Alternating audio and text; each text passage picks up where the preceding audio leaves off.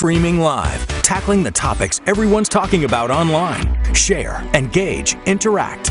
This is Newsfeed Now. All right, we have finally made it to Friday. My kids call it Friday. I call it Friday. Finally Friday. All right, not only is it finally Friday, we finally have the details of an impeachment of a president in the Senate. In a historic moment, President Trump's impeachment trial officially got underway in the Senate, but the actual work, well, it's going to begin after a long weekend on Tuesday. Sarah Murray has more, and there will be a Senate vote on a critical sticking point today. It's not the kind of history President Trump was hoping to make. Donald J. Trump, President of the United States, is impeached for high crimes and misdemeanors. Today, for just the third time in American history, the Senate convened an impeachment trial of the president and prepared to decide whether Trump should be removed from office for his conduct in the Ukraine scandal. The 7 House impeachment managers, who will serve as prosecutors in the trial, marched to the Senate, where House Intelligence Committee Chairman Adam Schiff read the 2 articles of impeachment for abuse of power and obstruction of justice. With the permission of the Senate, I will now read the articles of impeachment. At the heart of the trial, Trump's alleged attempts to withhold a White House meeting and security aid to pressure Ukraine to investigate his political rival, Joe Biden. President Trump used the powers of the presidency in a manner that compromised the national security of the United States and undermined the integrity of the United States democratic process. The day's heavy pageantry included swearing in the Chief Justice of the United States, John Roberts, who will preside over the president's trial. I am now prepared to take the oath. He then swore in senators. Do you solemnly swear that in all things appertaining to the trial of the impeachment of Donald John Trump, you will do impartial justice? Each senator signed an oath book vowing to act impartially. But the GOP-controlled Senate is almost certain to acquit the president, though a trial could reveal surprises. Democrats continue to push for witnesses and new evidence to be included. They're afraid of the truth. They don't want to see documents. They don't want to hear from eyewitnesses. They want to ignore anything new that comes up. While most Republicans are shrugging off the new revelations emerging almost daily, insisting the president's trial is no place for entering new evidence. Do you think the Senate should consider new evidence as part of the Senate trial that has come out? Absolutely not. Why not? Because that's not our job. All right, Kelly Meyer now joins us from Washington. Kelly, this is fascinating to me because of everything that's going on, Republicans versus Democrats, obviously the historic impeachment of a president, the revelations of an interview from Rachel Maddow about Lev Parnas and his association. How much are we really going to find out in this, or as from what we just heard from Republicans, is this just going to be the true conviction of or acquittal of a president? You know, the answer to that is that we really don't know just yet, and you're going to have to wait and find out until we enter this process on Tuesday and going into next week. What I'm hearing from senators is that they're going to hear the presentations from both sides first and then decide if they're going to hear from more witnesses. Some senators I talked to wanted to dismiss this right off the bat. Others may be more open to hearing from some witnesses, but as of right now, we're not quite sure if they will or will not, and that will also impact the length of this trial. I think a lot of folks in the American public have a question on these witnesses. It seems like there were witnesses that weren't included on the House side, and now they want to be included. Democrats want to include them, where Republicans wanted them on the House, and now they don't want them on the Senate. It seems bizarre to me, this witnesses, and how these two parties can go back and forth on whether or not they want them and where they want them. Yeah, and I think there are some people who are still calling for people like Bolton to testify. Other people might want some others to come forward. Some are saying that we've done this in the House, we're okay with what we've heard, and we're just going to let this go as is. So you're hearing a lot of different information, a lot of different statements from many different senators, but like I said, we aren't going to know exactly what might happen until we enter this process next week, and then they decide from there if they really do want to hear from more witnesses. All right, long weekend planned. How long do you think this trial will go once it starts on Tuesday?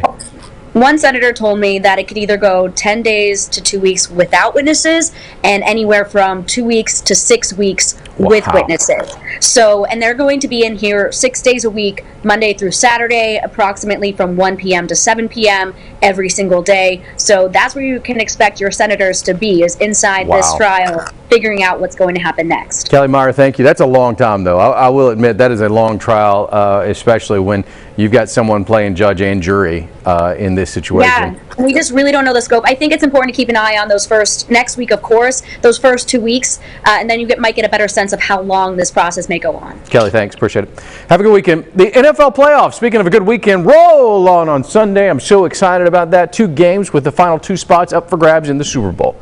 2 teams with ties to our newsfeed audience will take on each other.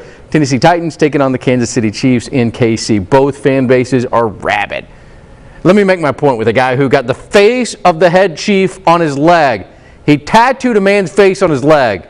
Here's more with John Holt. Robert Gaskins has always been a sports fan. Love sports my entire life. It saved me from a lot of struggles growing up. But now he's taking his love for one particular sports figure to the next level. We are doing a portrait of Andy Reid. With the help of artist Jeremy Taylor of Limitless Tattoo, this Chiefs superfan is making sure Big Red is with him for life. To me, he's the greatest coach, so I had to have him. Andy says his love for Andy Reid began well before his coaching career in the Kingdom. Greatest coach. I've been a big fan of Andy Reid since he was in Philadelphia. And then when Kansas City got him, I was super excited about it. In fact, Gaskins is such a sports fan, he has a few more icons inked on his skin.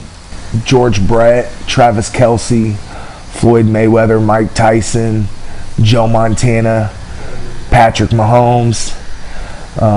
We're doing Andy Reid. I have the Honey Badger. He says the timing of the tattoo is coincidental, that he's planned to get his Andy Reid ink for about a year. But that doesn't mean he's not beaming with Arrowhead pride.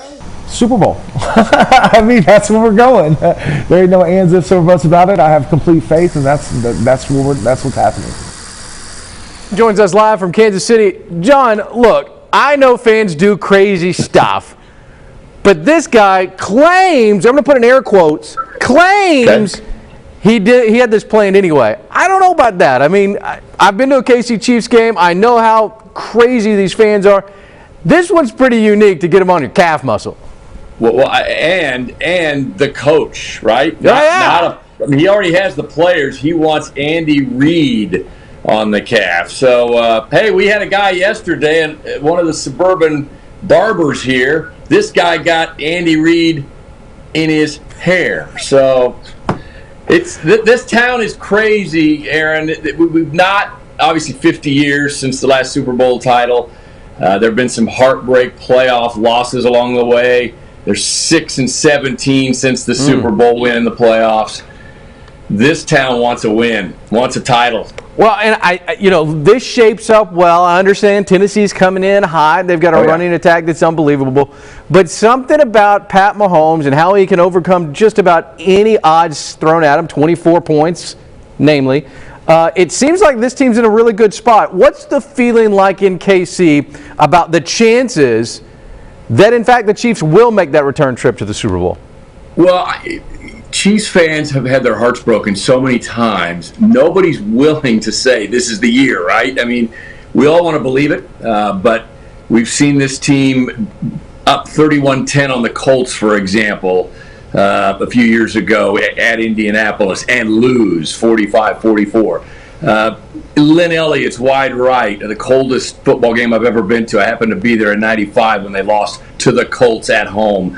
Just heartbreak. And then last year, a coin flip, you had the Patriots on the ropes. Dee Ford is 10 inches offsides. 10 inches! And we end up in overtime, and Patrick Mahomes never gets the ball. My point being, this town will believe it when we see it, but if there were ever a year, it's sort of like the Royals in 14 took the Giants to Game 17, and their mantra was unfinished business for the 15 season. That's this team's mantra this year, and they have a much improved defense to go along with it. The defense, no doubt about it, has gotten hot at the right time if they're able, again, to stop the running attack of the Tennessee Titans. The Tennessee Titans are just as hot as the Kansas City Chiefs. Yeah, they are. And I do want to point out one thing. I think Andy Reid may be one of the greatest coaches to never win a Super Bowl. Obviously close with Donovan McNabb way back in the Philly days. He's brought that whole idea to Kansas City. But my producer keeps telling me in my ear, you want to show me something. So I don't know if I'm intrigued or worried because, the story was tattoos. So I don't know where this is going, John. I don't have any. Okay, I don't either. Good. Then I'll show you. Fair enough. I'm down here in my man cave. All right. Okay. I'm getting ready to head in, and we tape our a weekend Chiefs show, and then we got a lot of Chiefs coverage coming. I want to show you this. Let me see if I can get this. There we go. That is my Royals Wall of Fame. So I've got 2 World Series titles. There's the most recent Sports Illustrated cover. I was privileged enough to cover both 14 and 15. There's the parade. We carried the parade live on our air. That's something this town has not had, a parade for a Super Bowl title in a long time. So I'd like to add to that wall, Aaron. I need my guys to take care of business this Sunday against the Titans, and then take care of business in Miami. But it'd just be fun to get to Miami. Very quickly, yes or no, John, are you predicting that, in fact, Casey will go to the Super Bowl? I'm not going to say win, but will go to the Super Bowl in 2 weeks. I like the Chiefs' chances to go to the Super Bowl. Awesome. John, thank you, buddy. Appreciate you taking the time. All right, man. Thanks, Aaron. Maybe you'll get a tattoo if they win it all. I'm just saying. I could see Andy Reid like right here on your neck. Right there. Evening news. Not going to happen? All right. John, thanks, man.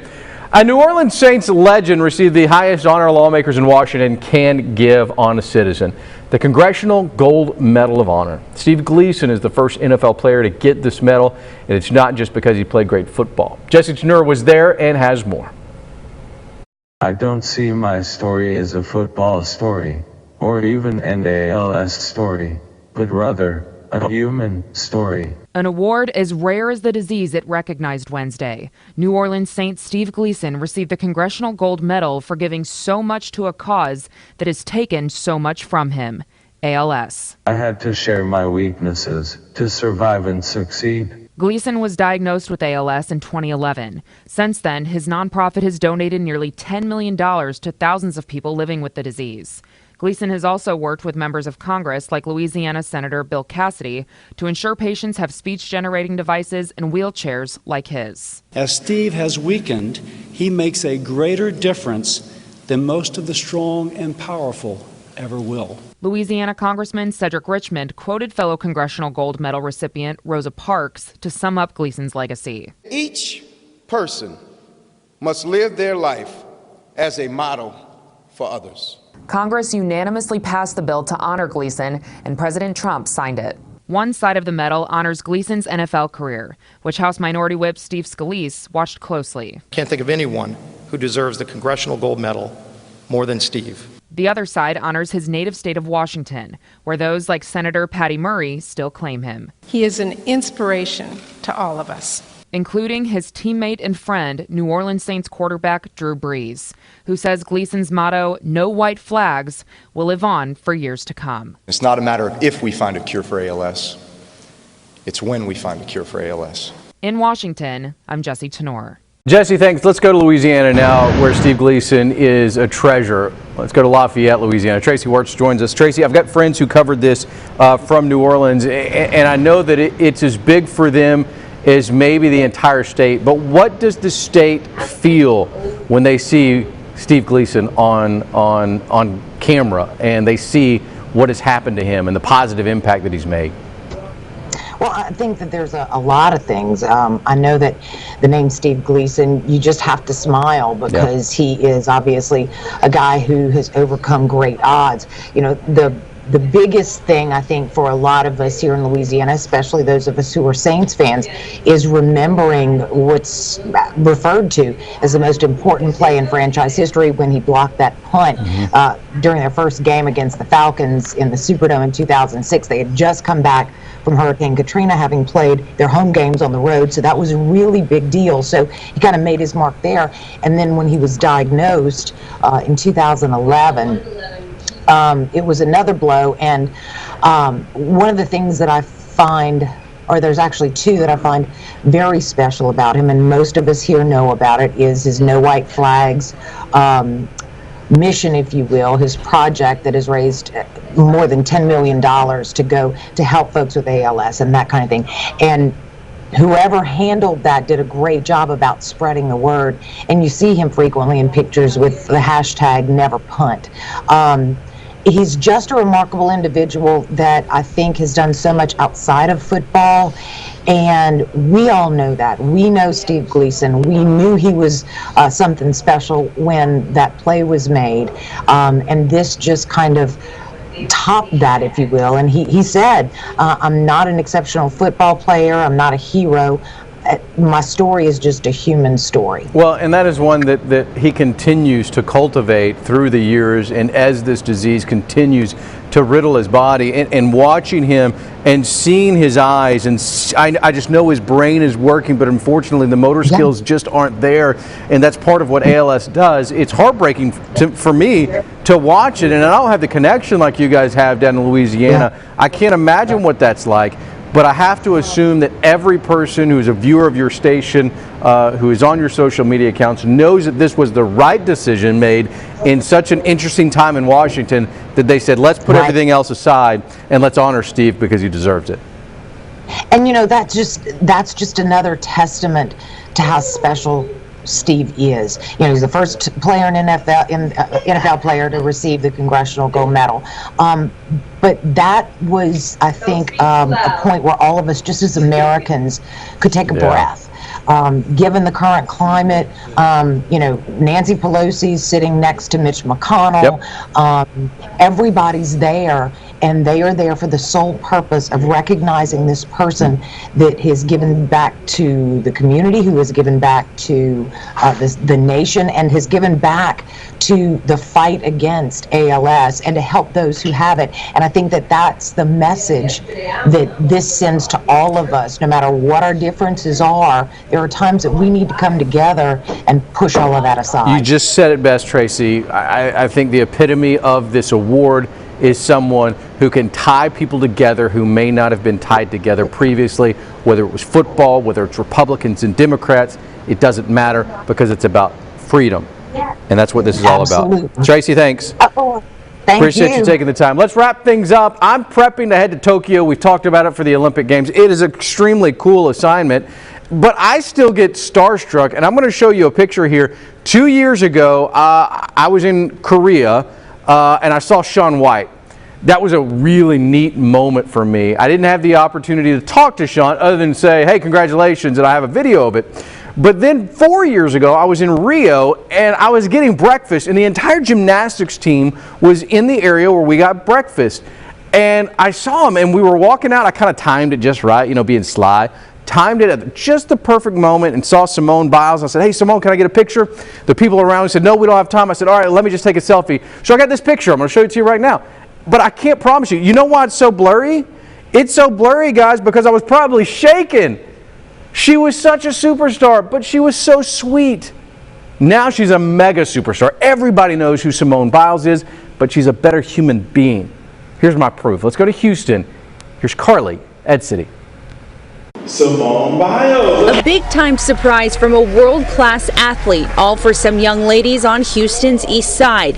And for Simone Biles, this is the best part. Meeting the kids, meeting new people, and giving back. The Olympic gold medalist spent some time at NQ Henderson Elementary School this afternoon to support and educate a group of grade school girls about healthy living. Get a lot of sleep and eat healthy. Exercising and sleeping and eating great. She works very hard, and then she has 1 hour to take a nap. That's something I could never do. The visit was part of an event hosted by Girls Inc. and Mattress Firm, both teaming up with Biles to spread their healthy message. We offer programming to our girls with the 3 pillars of strong, smart, and bold. We're really proud that we can bring someone that looks like them and that is influential. The girls listened to Biles share details about her healthy routine, how she sleeps and eats, and even got to see her bust a move.